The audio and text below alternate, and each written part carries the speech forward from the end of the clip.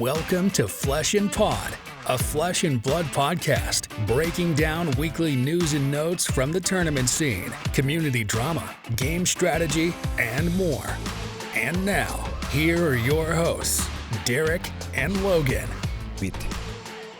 I was told to hit the button, so hello and welcome to episode 194 of Flesh and Pod. My name is Logan. I'm your host.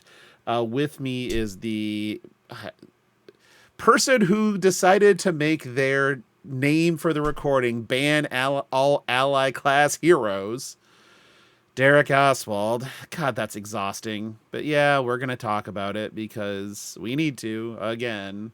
But also, I did say hit the button, but I meant you, the viewer. Smash that like button, hit the subscribe button, do all of the things.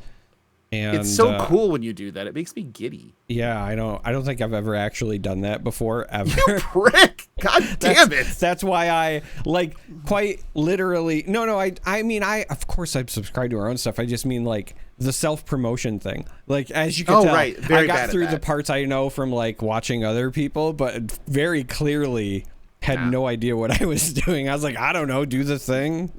Yeah, it was funny because, last week's episode, we spent more time talking about Flesh and Blood than we normally do. And I went and was playing on Talishar, and I saw the dreaded opponent would like to enable chat window pop up. And That's I'm like, not dreaded. I love yeah, that. fuck it, we ball. And so I'm like, yep. And they're like, hey, love the show. It's a lot better when you guys talk about Flesh and Blood, though. And I'm like, yeah, I know. I'm well aware. The joke's on them. We're always talking about Flesh and Blood, though. Always. Sort of. Almost always. Everything has a connection, right? For years, we were saying that Flesh and Blood was wrestling coded, and now we get Super Slam, right? So even when you don't think we're talking about Flesh and Blood, we're really just talking about Flesh and Blood in the future. That's all I'm saying. You just don't know what's coming. And I don't either. But yeah, there was... on Raw tonight, Paul Heyman was in, because it's in Philadelphia, and so Heyman was cutting the opening promo. Oh yeah, so he was on it, and he starts mentioning the ECW alum, and he said the late great Tommy Dreamer, and I know he's not dead. Yeah, and Braun Breaker's like, wait a second, he's not dead. Yeah, and no, unfortunately. Yeah, I was gonna say, if you pay attention, he says no, unfortunately, which did crack me up. So I did see that segment, and I saw. So the last thing I saw before I turned it off was the iguana match. Oh yeah, Mr. Iguana. Yeah, which is just worse than is it? I mean, I think the Cobra is a more devastating move than having... Oh, first of all, absolutely. But I will say this. I was also very disappointed because I don't know how you run back Mr. Iguana and Finn Balor and you don't have Demonito show up again. That doesn't make any sense. It's already in the shop. If you're going to try to sell you can buy one. the Demonito, then, get some eyeballs on it, man. I would have popped so hard for Demonito, but no. I think we all would have, but... I actually played Flesh and Blood. I went to Calling Kansas City. Yeah, you did. It was a good time. I thought about playing Flesh and Blood because you always think about it. I was enjoying my deck box. It is so beautiful. It is so nice. Yeah, you're welcome. I need this as a puppet. Arachnito. An Arachnito would be pretty great. Except for you'd put real blades on it because you're a fucking psychopath. Yeah. But I went and played Kasai, and I really just was hoping to find gravy matchups because I like that matchup. I found it in round 1. I won, and I'm like, great. I'm in the gravy bracket. Never saw it again. Round 2 get paired into one of my Airbnb mates and locals. Because Gem. Yeah. Bad matchup for me. Managed to win it. And then Gem was like, oh, we weren't punishing you hard enough. Okay. So I get seated across from a Verdance. Great. I mean, I can handle this matchup. This isn't that bad. Joke's on you. Joke's on still a wizard. It still says wizard on it. I don't Joke's even know on how me. this is going to end. They revealed Surgeon Aethertide. They amped 22 and cooked my fucking face off. Yeah. Okay. I knew what was going to happen. The moment you said Verdant, I was like, I don't need to hear the rest. That says wizard. I am hard targeted by Gem when it comes to that shit. Yeah, the way I am with illusionists. And next one was a Syndra, which, again, very good back and forth matchup. Unfortunately, his Ancestrals lined up, and I didn't get to my spoils turns, which is how you win the game. And I had to block with Kabuto on a turn where I didn't want to block with Kabuto because I wanted to save it for Wrath of Retribution, which he drew the next turn. Great. Then a Levia, which is not hard. And then into a Fang who got online on turn 2 and killed me. Okay, we're good here. That was my tournament. Airbnb was doing great. We had Bryn, co-host of FAP After Dark, friend of the pod. She made day 2 and ultimately finished, I believe, in like 35th at X4, I believe. So just missed cash. Dagon did day 1 Dagon things. 6-1 on day 1, 0-5 on day 2. 1 and then 0-5 day 2. Yeah. Yep. But it was a overall very good weekend. Lots of great barbecue consumed. Lots of good people seen. Got to meet the Jumbo Chihuahua in person, who I guess I'd already met in person, but I didn't know I'd met him in person. I'm bad at that. Unless I know your Discord name, I don't know. And so when he introduced himself to me in Memphis, I was like, okay. And then he came up and said hello in Kansas City, which I encourage everybody to do. And he's like, we've met before in Memphis. And I'm like, man, I believe you. I just don't remember. And I'm like, are you in Discord? He's like, yeah, I'm Jumbo Chihuahua. I'm like, fuck, now I'll remember. So now I have it. Yeah. Well, I made this a thing that I wanted to start doing this year, actually, because I've been getting more and more folks, not for Flesh and Blood, mind you, because that'll never happen, but just in general, like, oh, hey, are you Charmer? Like, nice to meet you, whatever. And I always am stopping people and saying, okay, now introduce you. Because they will, the number of people that will walk up and just say, I just wanted to say hi, I love the stuff, and then they want to walk away, and I'm like, I have no idea who you are. No, like, I need help here. And Delp, another person in our Discord that is kind of a lurker, but they're there, and I've seen their name pop up. Came up and introduced themselves. That was great. Talked to a lot of the old friends, that we have. Saw Aiden for the first time, and it's actually talked to Aiden for more than 2 seconds for the first time, and it felt like forever. Carolina and Matt were there. Got to talk to them a bit. Obviously, Bryn was there with Chris and Colin from New York. And so, yeah, I had a really good time. Lots of names. One of the weirdest things, and I didn't know this, I guess, but Bryce Platts was casting with Ellie Bird, and they got to sit down and play in the Gravekeeping Sealed event because their casting day was done. And I was seated close to Bryce for deck building, and don't think we'd ever spoken before. I'm not positive, but I don't think that we'd ever spoken before. And so he's like, hey, I just want to let you know I love the content. I'm like, oh, Jesus, thanks. He's like, yeah, I went back and I use you as a reference for when I'm interviewing people. And I'm like, oh, no. Oh, God, please don't. Like, you're a reference for not to do, right? He's like, no, you're really good at it. And so, like, when I had Josh Scott on the show, or was doing doing content with Josh Scott, I was like using you as a reference as to like how to go through it and stuff. I'm like, that's some high compliments, really.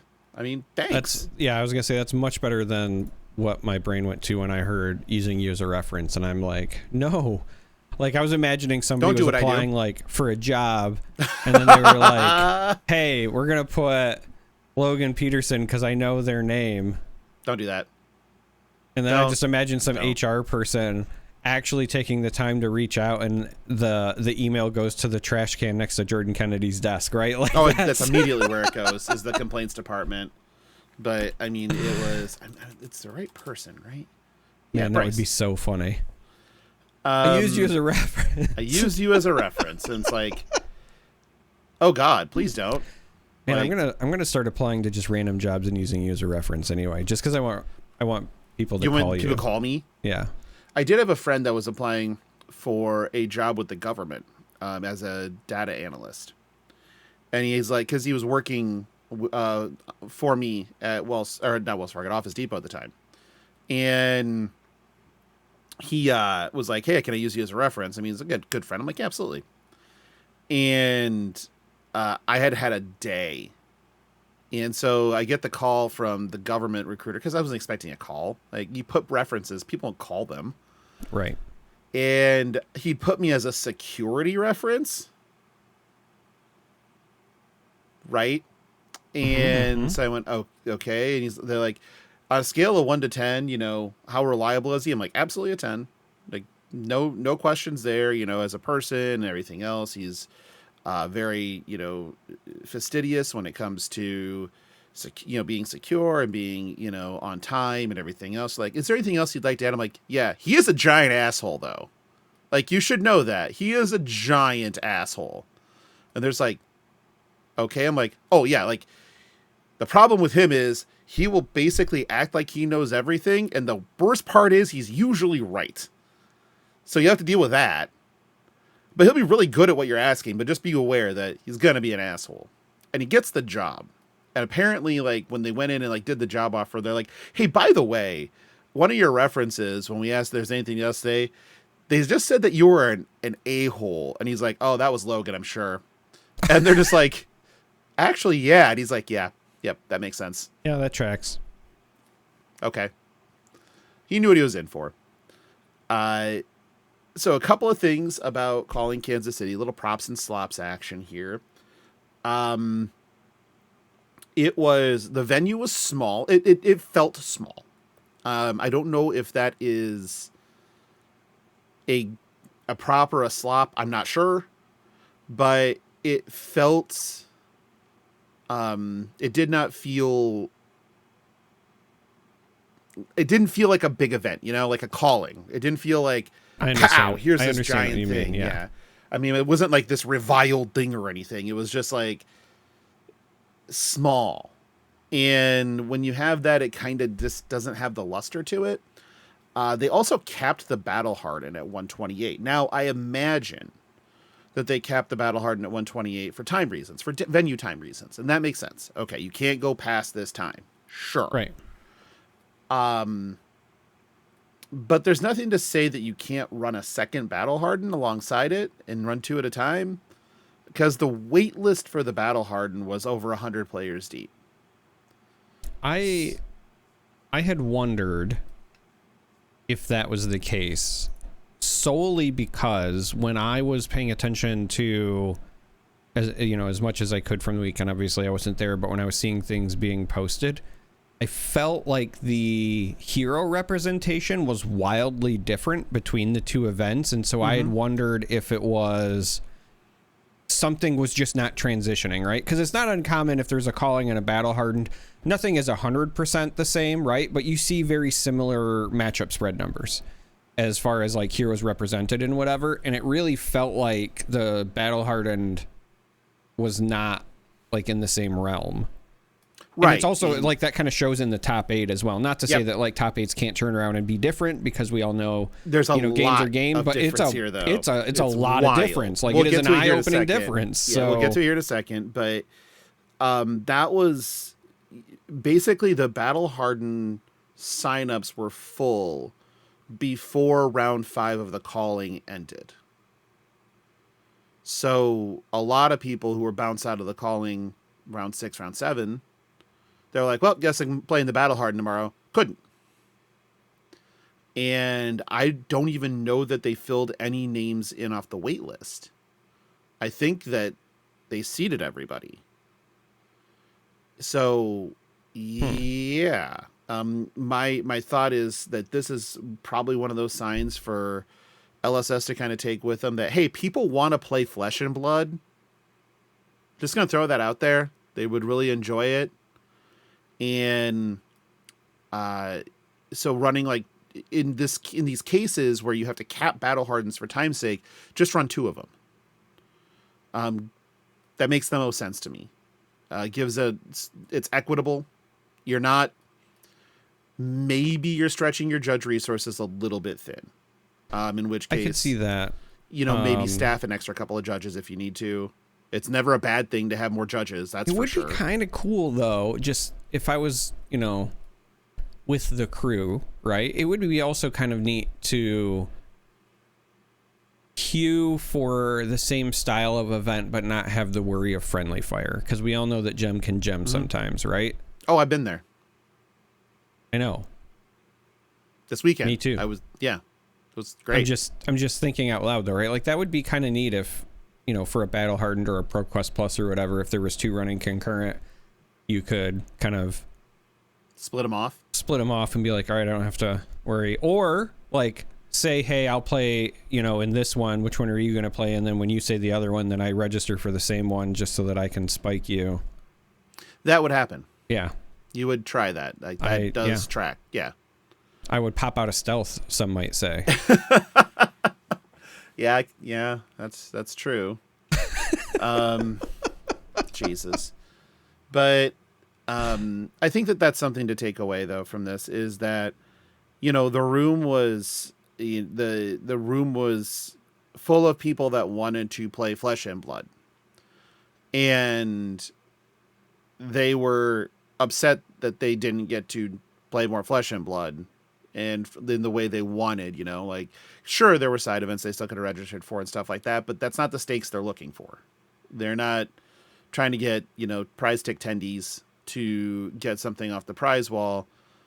They want to play for, the money, the cash and Pro Tour qualifications, and this is one of those things where this is an obvious difference or distinction between like the changes to the pro quests, right? Mm-hmm. Because first you've got people that have already traveled to the event that want to play, but also unlike that other scenario, you would not have had the foreknowledge of knowing like that you would be disqualified, right? Like in the pro quest scenario right now, you have to have been qualified through a pro quest already, and then now I can't travel next weekend to the next pro quest sort of thing.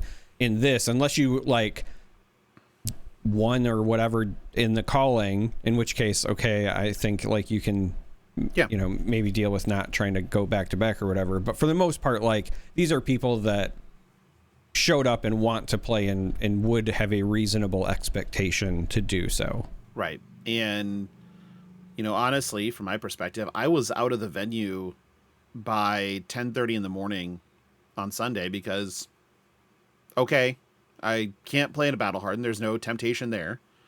So I'm just gonna bounce, I guess. And so I went to Waffle House and gave myself the cleanse and went to a really cool little comics and like collect vintage comics and collectible store that's on the way home from in Missouri, and made it home by like 2:30 in the afternoon. Waffle House cleanse. That is not the way I would ever have described a trip to Waffle House. Well, that's so like when you have a colonoscopy, they give you the solution to drink, right? But there's a second option, which is just go to Waffle House and eat hash browns. Maybe it's just my lineage is different. Okay, so some people when they go to you're a genetic freak. You're not normal. Okay. Yeah. So what I'm saying is, Waffle House knows they can't beat me, so they're not even going to try. But I was actually going to say, maybe I'm just a different breed of white trash. So when I go to a Waffle House, it is to get into a fist fight. So I never make it to the cleanse stage because I'm bare knuckling in the parking lot. The way there's God a difference. intended. An 11 a.m. Waffle House, it's a lot different than a 2 a.m. Waffle House, sir. What you're describing is 2 a.m. Waffle House. That is where you're bare knuckle boxing. Listen, any time of the day Waffle House if you're brave enough. That's all I'm saying. Well, or if you're in the right place. Yeah. There are definitely 20. We were having that discussion because a buddy I was with, he grew up in Phoenix. And so, because I've been to a few of the Waffle Houses in Phoenix, I'm like, which ones do you guys usually go to? And he's like, oh, the one in Chandler. And then the one on Mill Road by the strip club. I'm like, that's the one. That's the Waffle House, because that's where people are fucking throwing bones up parking lot to try to collect enough money to get like a double hash browns fully loaded and a coffee at 2 a.m. Yeah. So yeah, that's what we're talking about. But yeah, I think that there was some missed boats there. The bright sides, the convention space, the tables were huge with tons of room. The chairs were ultra comfy. Round turnover was really good. The staff was fantastic. Kind of helps when I feel like I know most of the judges now. So that's helpful too. So yeah, I mean, but I think that there were some opportunities, and I feel like it's definitely going to be something that LSS looks at and learns from, because that's usually what they do, especially on the event side. So I expect it to change, and for there to be more opportunities to play in situations like that in the way people want to play. Even if it's a battle hardened and a ProQuest Plus, right? Like, right. That works too. It doesn't have to be 2 battle hardens, because the stakes are at least similar. So I think that they have some opportunity there, and it's also a good sign that people just want to play the game. That's what they want to do. It's good. People enjoy it. Now let's go to the top 8s, because then we have to talk about exhausting shit. It's not that exhausting. It's fine. Kind of exhausting. So the calling was won by Evan Herndon, former U.S. national champion, on Gravy Bones.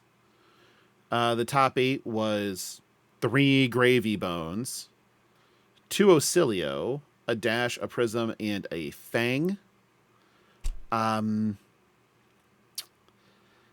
Yep. Now here's what Charmer was talking about. Then we have the Battle Hardened top 8. 2 Slippies, 2 Marionettes, a Dash IO, a Kano, a Dorinthia, and a Syndra. Now the only repeat hero is Dash IO. Yeah. That's where shit gets weird. Really weird. Yeah. It's so interesting to me specifically, like, that you have 3 gravies to 0 gravies, but also 0 assassins to 4 assassins, right? Like, yep.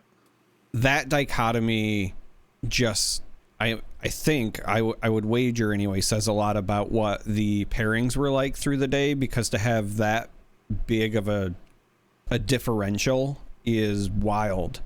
Just wild to me. Well, and if we dig down into it a little bit deeper, in the top 8 of the calling, you have 4 ally class decks and 4 burst decks. And in the battle hardened top 8, you have 7 burst decks and a Dorinthia, which can be a burst deck. Yeah. I take a little, so not that they are not incapable of doing it, but I think Marionette is the closest to mid-range as opposed to burst. Sure. And it really is just it's a value much more than the other assassins. Marionette is like Chaos Uzuri, really, right? Sure. Like you want to get the most out of all of the cards you're playing. Yeah. You can still pop off 20, but it's true. And I definitely got that vibe, because it felt, playing Kasai felt like I was playing too fair still. Now, come Super Slam, it won't feel that way, but still right now it feels like I'm playing too fair. Yeah. And while it's really good or I feel good, I shouldn't say it's really good. I should say I feel good into Gravy Bones, which is the most popular deck, and then feel good into I feel good into Dash.io. I miss when KO mattered. Because I really love playing into that. Yeah. I guess that's a tale of two different time periods. I'll say this. I also, when you talk about like the 16 possible slots across the 2 top 8s, I would not have guessed that we would see 3 wizards and 0 of them would be Verdants. Right. The closest Verdants, I believe, in the calling was my Surgeon Aethertide Verdants opponent in 14th. Yeah. And I think that was the closest Verdants we had, although there were quite a few in there. Again, Bryn was playing Verdants and not Kano. Mainly because she's normally a Kano player, but in her words, Dre was being remembered at that point in time, so it ain't the time. Which, okay, fine, makes sense. Yeah. But then Kano turns around and wins the Battle Hardened. But again, we're not... And winning the Battle Hardened through 4 assassins who should all be at least AB3 Spell Void 3...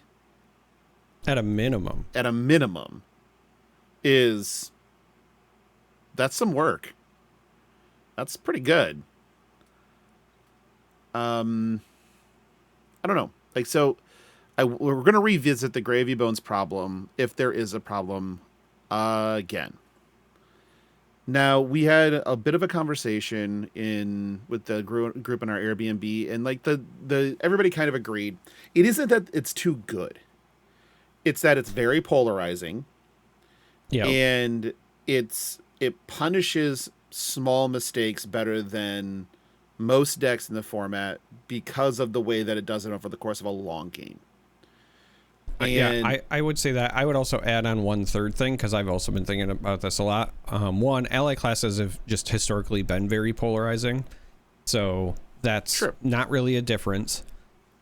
I think one of the things that jumps out to me the most about Gravy Bones when I think about, original Prism, when I think about Dromai, when I think about all of these, even current Prism, right? All of these situations where we've had allies in the past, I think the one thing that jumps out to me specifically is also the efficiency of Gravy's allies. So yes, they're theoretically a little bit easier to deal with, but also in the past, if you were playing against a Dromai, if you didn't have a good way to like deal with their dragon or whatever, you could still kind of pressure them and buy yourself a turn or two. But with the Gravy stuff, it really feels like you kind of, specifically some of the big ones, right? Like you kind of have to deal with whatever's there, or you're going to get like hard punished. You know what I mean? Right. Like it's not like, oops, I took 3 extra damage. It's I got wrecked by Whaler. And there, I think that's where, when you talk about it's easier to punish the mistakes, I think that it might honestly just be because while there's less like additional things. So like when you think about OG Prism, a lot of those auras also had like additional effects, and that's what you were really weighing, right? It was like, what is the effect I want off the board, right? Do I need to get rid of the retribution now? Do I need blah, blah, blah? That's not the same as like, if I don't get rid of this now, I'm just going to get walloped. And I do think that is where this one is different. And even when you think about like Dromai, the biggest dragons were like the legendary ones. And so outside of that, like people weren't really running Vincerikai. So your like, oh, I'm going to take a bunch was like, a swing of 4 and then maybe like 3 Aether Wings or whatever, right? It still wasn't, I don't know. I've been thinking about it a lot lately, and I just really feel like what separates Gravy right now is its ability to do a lot with very little, both in terms of going into like 1 card hands and popping off with gold, but also even just keeping 1 ally, but that 1 ally just happens to swing for a ton. Yeah, I witnessed a turn where there was a tipple and 3 swells played, 7 cards in the pitch zone, and I believe it was 3 allies on the field at the end of the turn, 2 of which had attacked. And what are you going to do? Like, There's not the tipples, you can't stop them from making gold. They just do it. So they stack up no matter what you try to do. Your swells don't require an on hit. They just require the top of the deck to be blue. And then that goes into pitch zone. And you start like basically those turns where they can chain together a bunch of different things at once with 0 interaction points. Like, let's be real here. Even if you happen to be like, okay, I can get them with a collapsing trap, you might just be putting allies in their graveyard if you're Riptide. Yeah. And you just kind of did their work for them. So, not great. I think that, and I'm going to, give a quick plug here because good friend DM Armada went and did a video on as a snap reaction video. It's only like 12 minutes long. On if there needed to be something banned out of Gravy Bones. His idea was red saltwater swell, which, sure, makes sense to me. He might have been, I can't remember now. It might have actually just been saltwater swell in general, but I thought it was just the red. That makes enough sense to me. It can be very unfair. It would be different if saltwater swell was random, but we basically know it's not exactly random especially with the first one, because Compass can just tell you what's on top. Right. So there's that. The other part of this, and Gravy Bone cycles through its deck so fast that if you have your pitch stack memorized, you're just golden. I love what you did there. I know. And I feel like I don't think the answer is necessarily saltwater swell. I don't think, and you can't take tipple. You can maybe take red, but if you take tipple, the deck is dead. My thought process was, and you brought this up, restrict Chum and Sawbones. And the reason is they have an outsized impact on how the game is played going forward when they hit the board.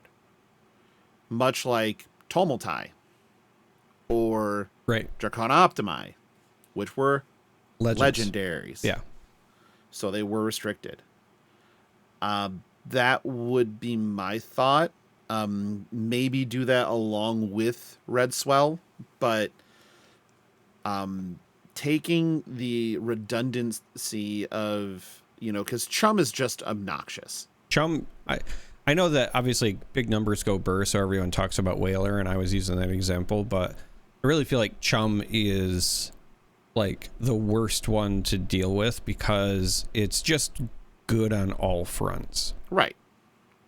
And Sawbones now, especially with the Guardian Mastery Pack, that is the discard this as an instant blue that -1's an attack.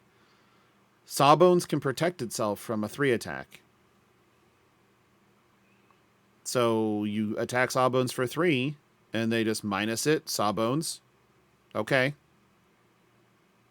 We blanked you. So anything else? And even worse in multiples, right? Like, yeah, even worse in multiples. Chum, like when I talk about being good on all fronts, Chum is like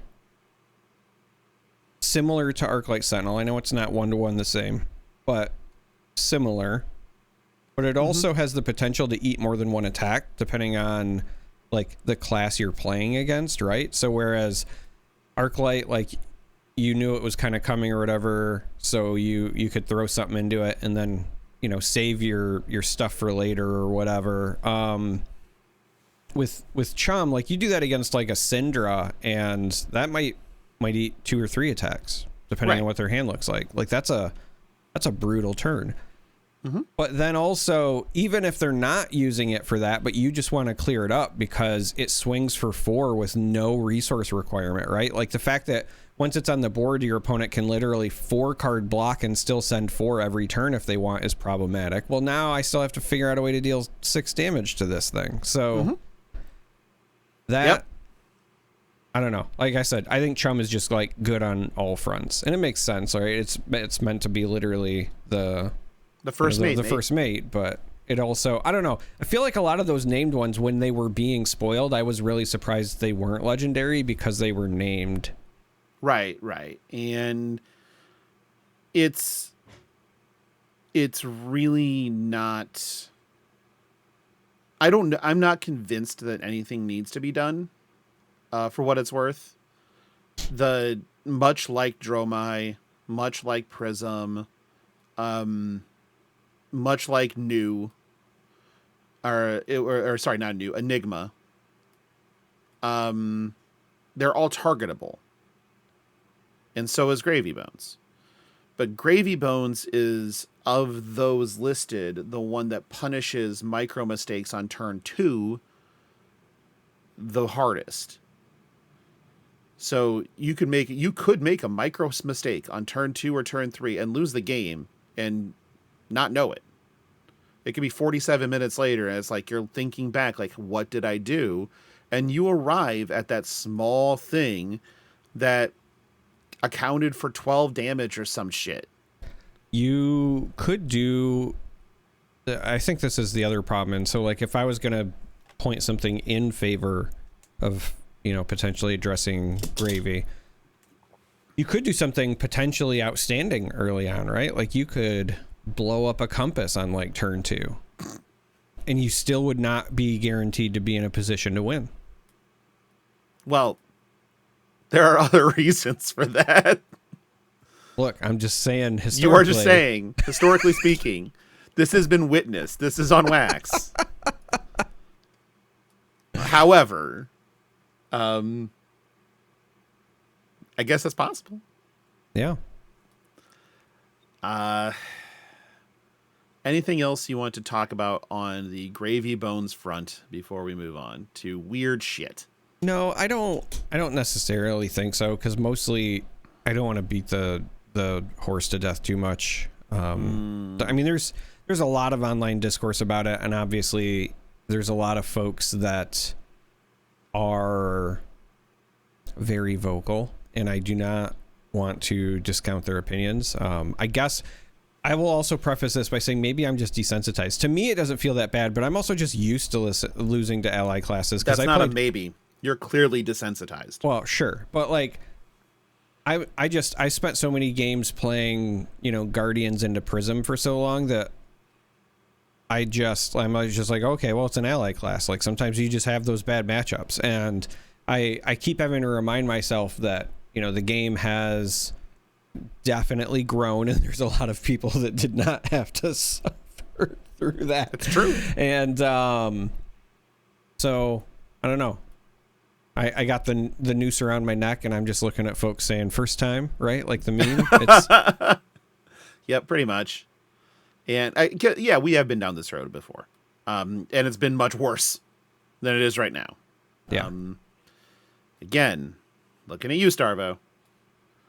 Yeah, it took only the most broken hero in the history of the game to get like a 51-49 matchup into Illusionists for a Guardian. And even then, it was a general 51-49. Even then, depending on who you talked to, the 51 would switch. Right. A perfectly played Prism inverted it. Maybe not. I mean, you could just YOLO the first 3 turns and the Prism can't do shit. Right. They just die. Like, every class died to that. But, all right, moving on. We got spoilers. Oh, we weren't going to talk more about the other side? We weren't going to have a lengthy you want to talk discussion about the battle-hardened side? About ban Assassin, because that's also apparently the best ever. No. Assassin, if nothing else, actually still needs help to a degree. Just not Slippy. Yeah. Although Marionette had a really decent weekend, all things considered. Yeah, and I'm happy to see that, because I have felt for a while that Marionette's still very good. I stand by. I think Uzuri is also still potentially really good right now.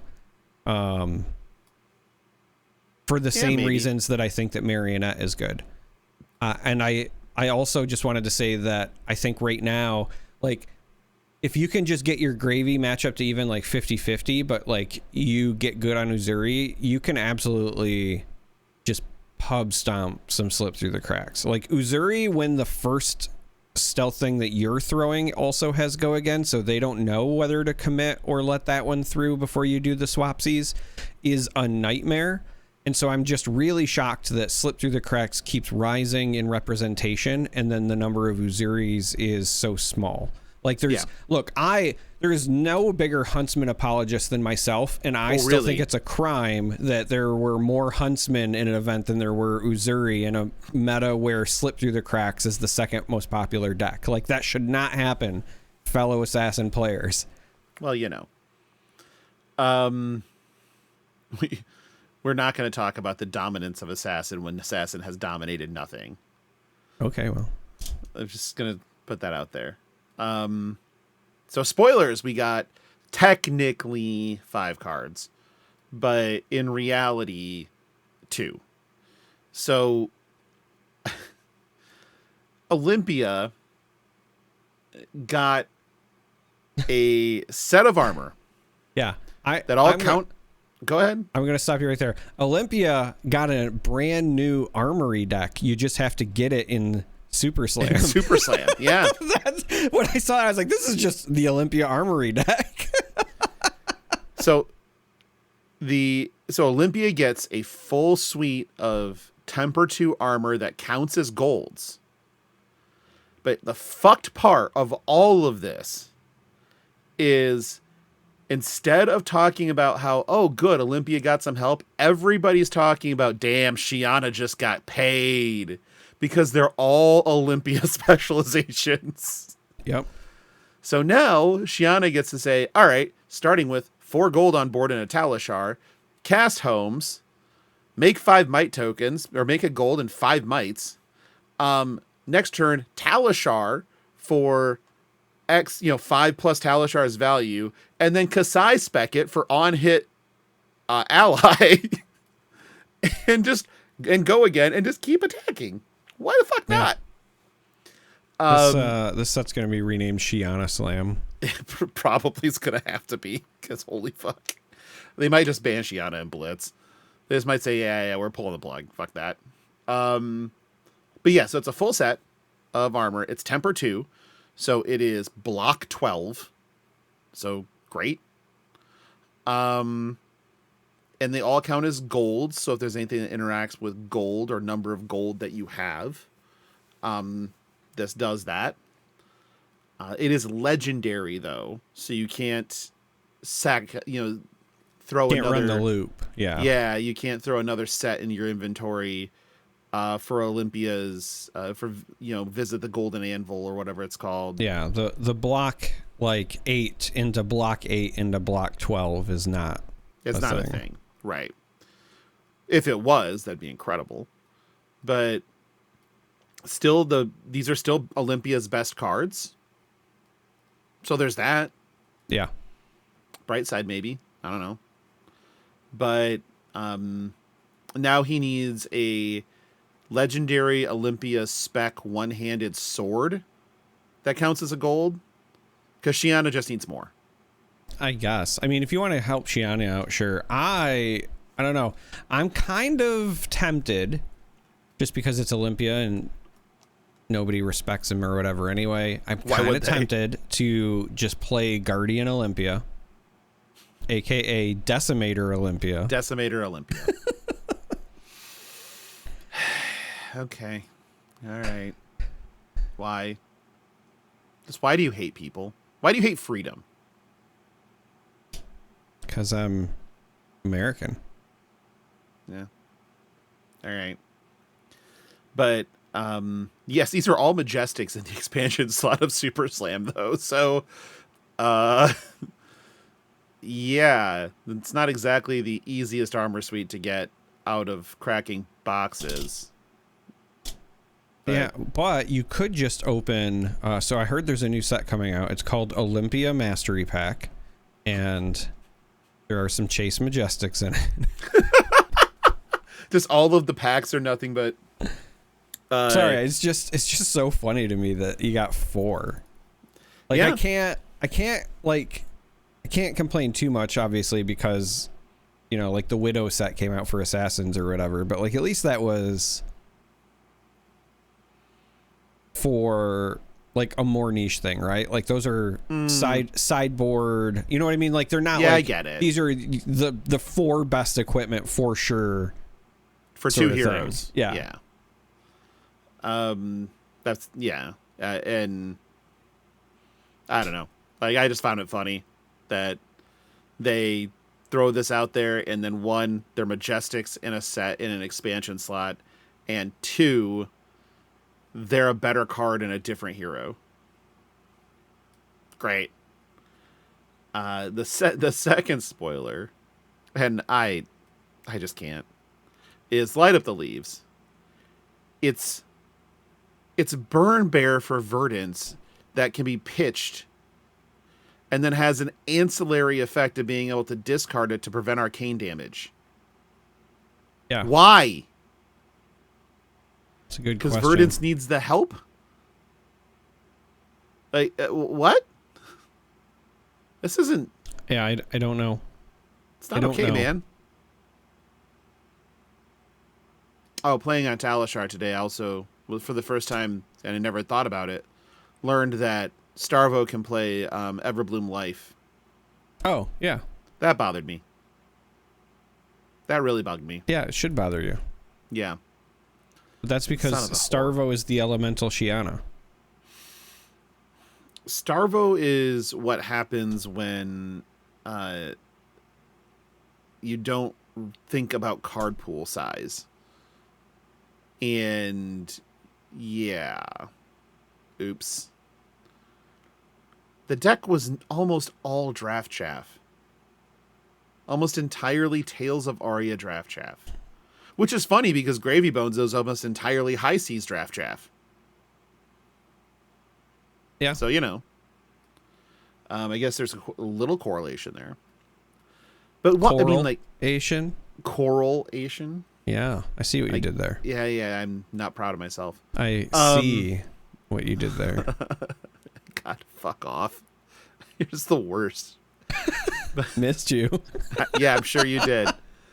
But so like, in Light Up the Leaves, obviously, I missed you like, a lot. Oh, so it was like this much.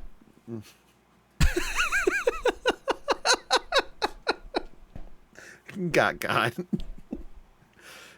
So I don't know why that's funny to me, but so everybody's already picked up on this is just a marijuana reference, and so everybody's gonna be token. Verdance is nothing but lighting up the leaves and token them up.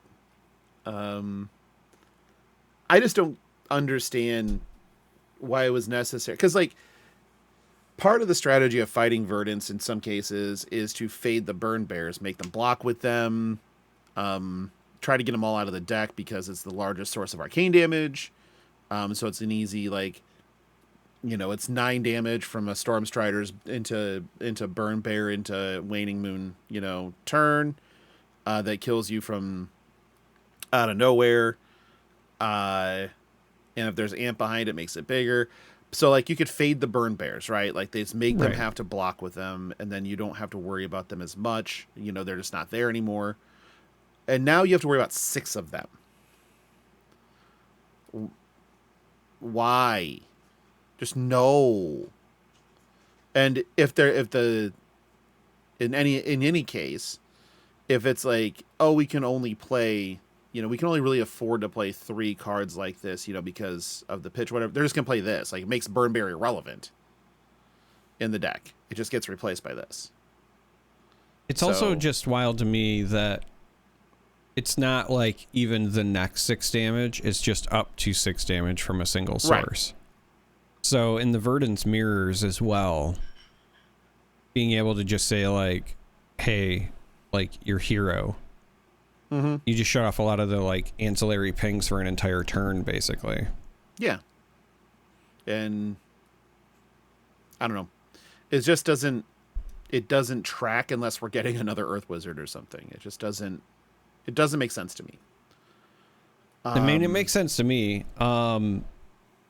In that, we get those really cool like World Tour update things from Majin, known cheater Caleb Van Patten, right? And if you're new to the show, no, I actually think he's a cheater. He's a good friend of mine. But now that he's doing those for them, he's very clearly just like saying, hey, in exchange for me doing these, what I need is more wizard support. Because for how long? For so long, they kept saying, like, we're not getting anything, and all of a sudden, they're getting cool new tools. It was a psyop the entire time. I wake up every day, and it's another psyop. Pretty much. Oh yeah, we got a spoiler. We have a Super Slam spoiler.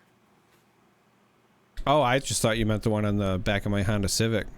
You don't own a Honda Civic. You're right. And we don't have a spoiler either. We know that we don't get spoilers. But we do. I even sent it to you to look at. Oh, right. I mean... That was that thing you were like, hey, keep this on the hush-hush. We have to keep this concealed. And I was like, okay, I guess. Well, I mean, okay, fine. But I sent you an item, and you're supposed to look at the thing I send you. I did, yes. Oh, okay. So you know it's there. You're not fucking with me. You know it's there. Yeah. Okay, great. We have one. And it's weird. Like, really weird. I'll say this. I don't think that the rules will change for this one before it gets released. I mean... The Oxford comma is a very important comma, sir. Yeah. I know history has not been kind to us so far on this front, but I don't think. No. But yeah, I mean, it's I believe that we are scheduled for September 9th, and I have it set for, I think, 9 a.m. EST, but I'd have to go and look again. But yeah, we get to do another video. We get to expose Charmer's nipples again. That's really all we do. The reason that we do it, if you're wondering, is so that Wade Barrett can tell the difference between mine and El Grande Americanos. Correct. Otherwise, he would never know. Right. Yep. It's very important. We only have one listener question. What? But it's one hell of a listener question. It's the listener. It's the listener question. So this one's from Joshua Scott. If you were playing a TTRPG with friends, that's tabletop role-playing game, and each of you play as a fab hero, who would you pick, and which other hero would you like to join to balance your party, either for combat or for roleplay? Go ahead. I know you've put a lot of thought into it. Well, I mean, kind of. So, all right. Let me just start by saying, obviously, I'm playing Arachne if we're picking heroes. If we're picking classes, then I'm going to create a new hero that's going to be an assassin, right? So let's just say we get that out of the way. We're on campaign number 2. Because I have to do Arachne first. And I just feel like that's just such a non-fun answer because it's so expected. Let me answer the full thing, though. If I'm playing an assassin, other heroes that I would want to round out the party, I would say probably a guardian, a wizard, and a ranger. Right? Okay. If I'm doing a party of 4,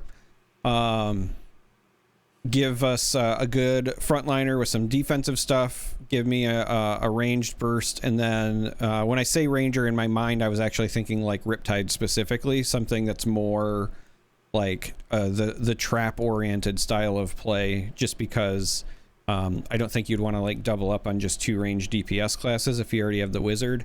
And if not that, then...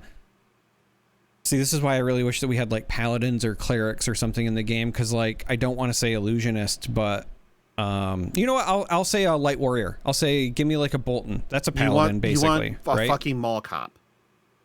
Well, yeah, for sure. Okay. But that's only if I'm playing like the assassin thing. So if I'm not playing assassin, you know, I have given this a lot of thought. The other one that I would want to play is mechanologists. You know, if we're picking heroes specifically, I think it'd be cool to play as a dash. If we're just going archetypes, mechanologist, but more on the dash side than say the Teklo side, just because from a role-playing perspective, I love the idea of playing that kind of a hero as a Batman, where it's just gadgetry, right? Like you're just go gadget, you know, whatever. Right, and right. you do the thing. You have bat shark repellent and... Yeah. Right. I think that would be really cool. And so, like, if I was doing that, then that makes sense because mechanologists have several batteries. Yeah, now I'm going to actually shoot myself. But don't do that. You'd be robbing yourself of a good time. Oh God.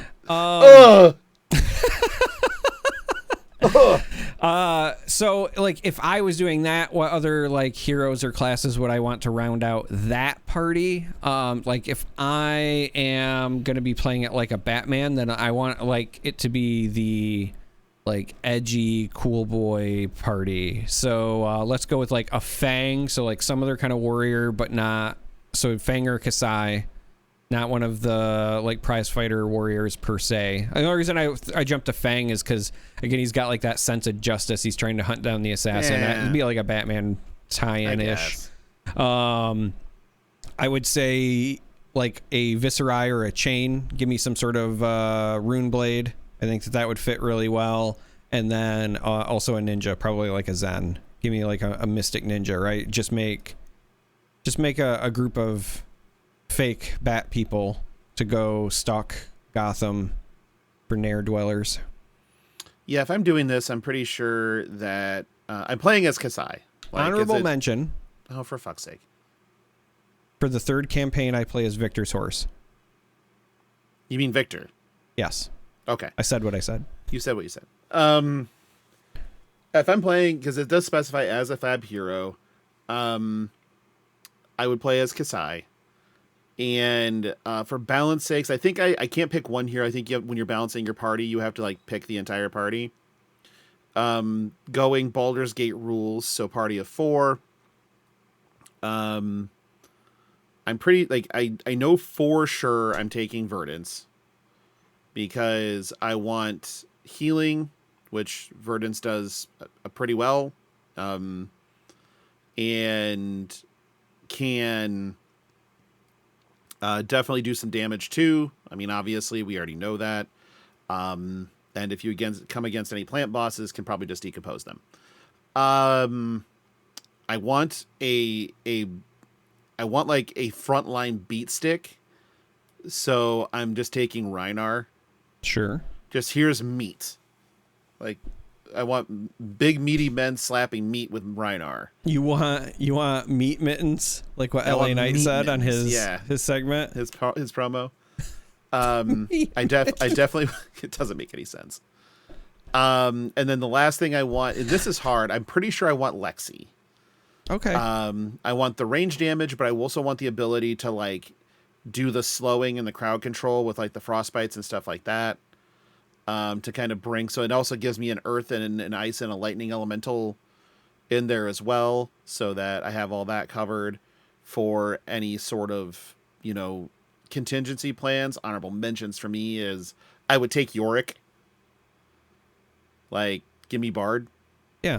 And I would also consider taking Typanis because the adjudicator shit is actually really stacked and can do some fucked up stuff. You know, Kasai is basically an ally class now. So what if you played Kasai and then your other party members were Prism, Dromai, and Gravy? And you just like, when you would play Diablo and it would, all your friends and you were all necromancers and the screen is just all covered. Of them. Yeah. It looked like Zerglings in StarCraft. It was all just zombies. I do remember doing that, and it would crash video cards. Right. It would literally crash cards. I do remember that, and that was a thing. But I really do think that one, the role play, like you would get some really interesting like interactions between like Lexi and Reinar or Verdance and Lexi. Kasai is going to basically be the stalwart general type, trying to keep people focused and in line and working towards the goal, which is going to be money, because that's all Kasai fucking cares about is get paid.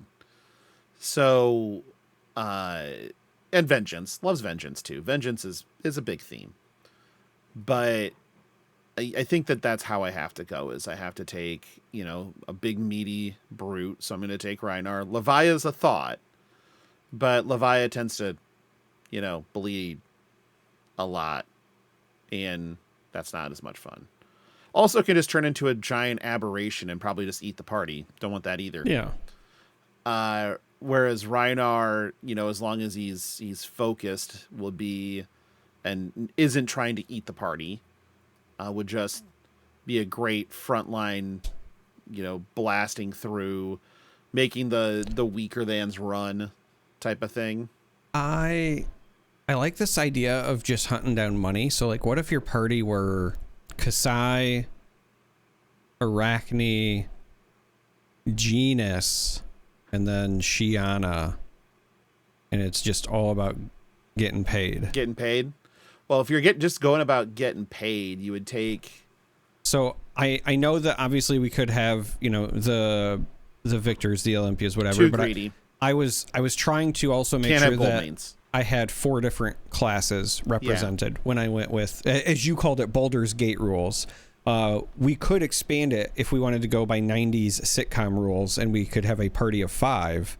But in that case, the 5th would be like Jennifer Love Hewitt or something. I don't know. Is that who was in Party of 5? I don't know, man. I don't fucking know. I was like 9 years old. I wasn't watching Party of 5. I mean, I wasn't watching Party of 5, and I was like 15 years old. No, it was Neve Campbell and Lacey Chabert. No, Jennifer Love Hewitt. I was right. There you go. I only remember Neve Campbell from Kids in the Hall. So I was right. Jennifer Love Hewitt. Okay. Go 9-year-old me. She was in some random movie with Sigourney Weaver. Heartbreakers? Yeah, I love that movie. Yeah. It's like just dumb fun. But it was your life. Like, this was the type of grift that your family was dumb pulling. Fun, and I love Sigourney Weaver. So I mean, how can't you love Sigourney Weaver? Not loving Sigourney Weaver is hating freedom. But that was our show. That's all we got. It was only about an hour long. Pretty simple. In and out. Down and dirty. Slip it on. Nope, not doing that. Nope. Stopping that one before it comes too fat. Not doing great. Okay. Well, I'm going to leave now. But first, we're going to thank some patrons. Yeah, you should do that. Kind of wanted to get out like before I said anything real off color. But I probably should do this part. Fuck off. But let's thank our associate producers. We have Aladoris, Andy, Anthony, Sindra, Heiner, Ejur, Jacob, Quietcoat, Sleep Coma, and Sofsky for our... I finally got to meet Andy, by the way. For our executive producers on up, we have Blaze Storm, value member of the Patreon, Diana the Green Cosplayer, John, Micaiah, Sergeant Isbjorn, and the Delusian Data Analyst. For our Chargers Chamber of Charcoal, we have Brandon, Matt, Michael, and Vintox18. Brandon... Matt and Michael, you are all welcome back at this point in time. As you have lapped the field, you can do another round. Come on in. Just message me and let me know, when you have time. And some of this stuff, I mean, with some of the festivities coming up with episode 200 and set releases and guests and stuff like that, fitting in is going to be a little on the difficult side, but we'll work with it. Zaris, by the time that this show airs, you'll actually, I believe, be there as well. And then we have our ceiling fan, one and only Polish guy Rich, in the digital cuck chair. If you're interested in any of that, you can go to patreon.com/fleshandpod. Link is in the show notes. Join any paid tier. When you started this, what did I do? With Jordan and Abby, did you ever think that some nearly 200 weeks later, you would have a digital cuck chair that people would pay for? I didn't think that we'd have 200 weeks later. So, no. All right, just checking. Like, you have to remember that we were actively bullied by one of our current patrons to set up a Patreon in the first fucking place. We had no intention of doing that. And from there, everything that we've done in it is a meme of some sort.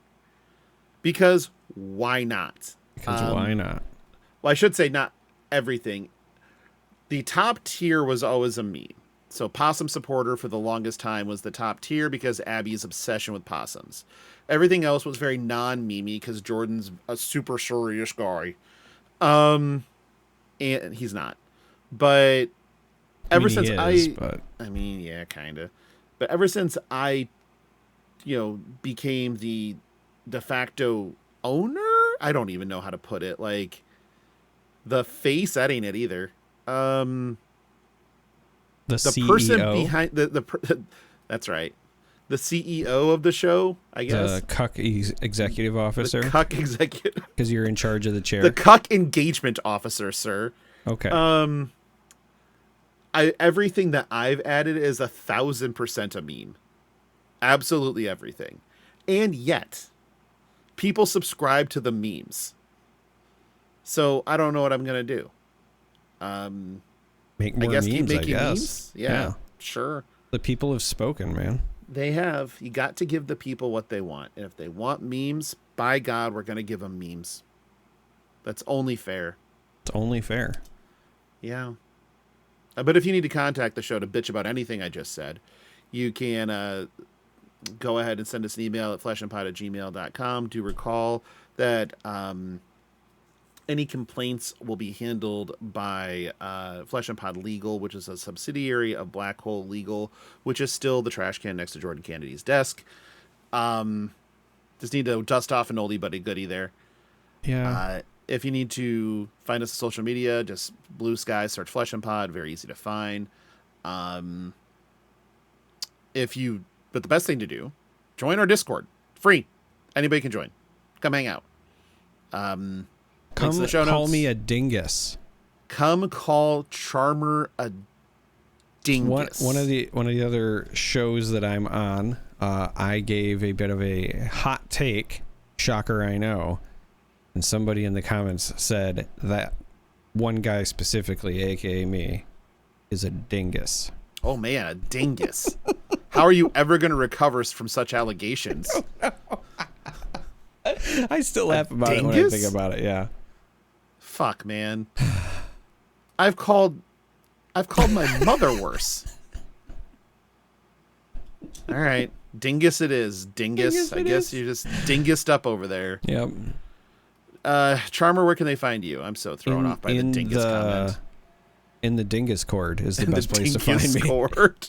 You just join and say, I'm here to speak to the dingus, and then you tag at IMJORMAN. And that's the best way. That'll get you I'm there. on Blue Sky. I occasionally retweet things on Twitter still, mostly for contractual obligations. But yeah, I'm on Blue Sky. So you can also, I guess, get a hold of me there, but Discord's the best place to find me. That's how I know you'll never leave this show, is because you don't have any contractual obligation to this show, so it makes you not want to leave. Yeah, pretty much. Yeah, well, there's that. All right, well, that's our show for this week. We'll be back with episode 195 next week. I think we have a guest next week. I think I organized that. I think I don't remember who the guest would be if we. I don't know that them. I told you. Oh, I just assumed it was going to be Alex, which is why I was making the forgetting about joke. But I actually forgot to set that one up, so maybe that'll be 196. Well, it's funny because when he didn't know who I was, he at least knew enough that he was going to be on this show. That was the only thing he was sure of when he spoke. Okay. He's like, I know I have to do Flesh and Pod. That's still great. So great. All right, well, we'll be back for episode 195 next week. Until then, thanks for listening. Thanks for watching. Thanks for all the things. And we'll talk to you soon. Bye.